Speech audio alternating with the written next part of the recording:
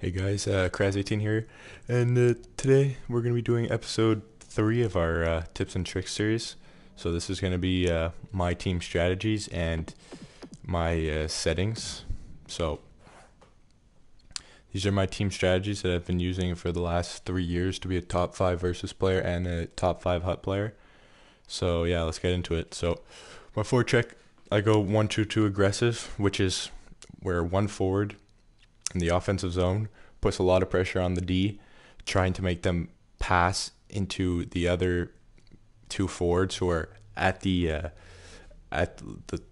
circle, like near the hash marks, trying to force a turnover, and your two D are at the blue line, and it's aggressive, so everyone goes hard.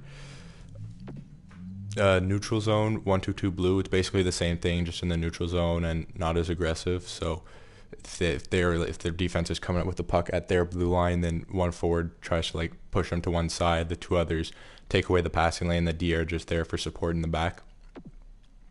This doesn't really do anything.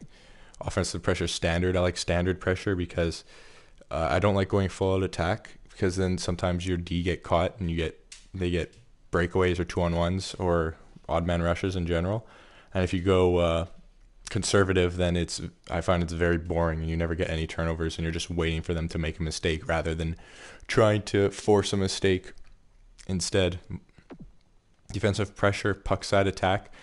I do this because you have to put, like I said, it's good to put pressure on them so you get a turnover rather than just waiting for them to make a mistake. That's my game style anyways. If you want to just play the boring game style and just wait for your opponent to make a mistake, then you can play the trap and stuff, but that's very boring, and I don't see how people can do it. Defensive strategy, collapsing. Especially in this game, I'd use collapsing because it's very easy to block shots.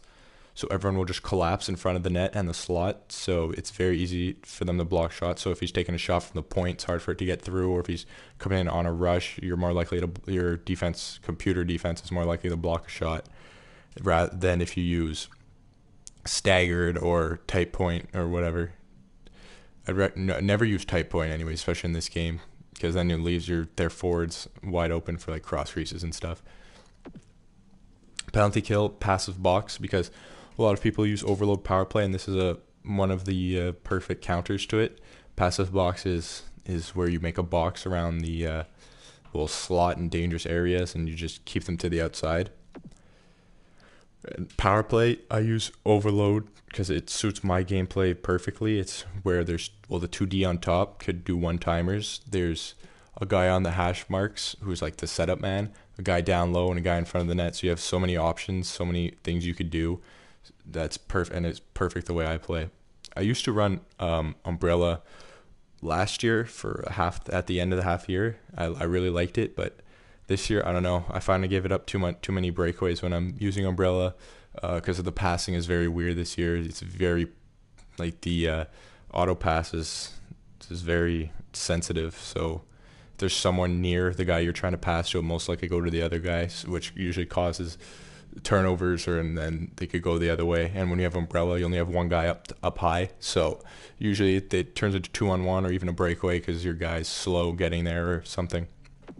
PP carry doesn't really mean anything. And then all my forward lines use overload because, like I said, it's perfect for my type of gameplay, my type of play style. It's exactly what I do, and so they're exactly where I want them to be. And then defensive pairing, yeah, this doesn't really mean anything because you control your D most of the time.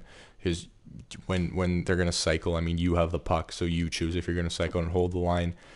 I guess you could put it up if you don't want to, if you want to try to keep the puck in, or you could put it low if you want to be conservative, but that's up to you. So that's it for my team strategies. Now we'll go to settings. I have one quick tip for you guys if you guys don't do this already in the settings is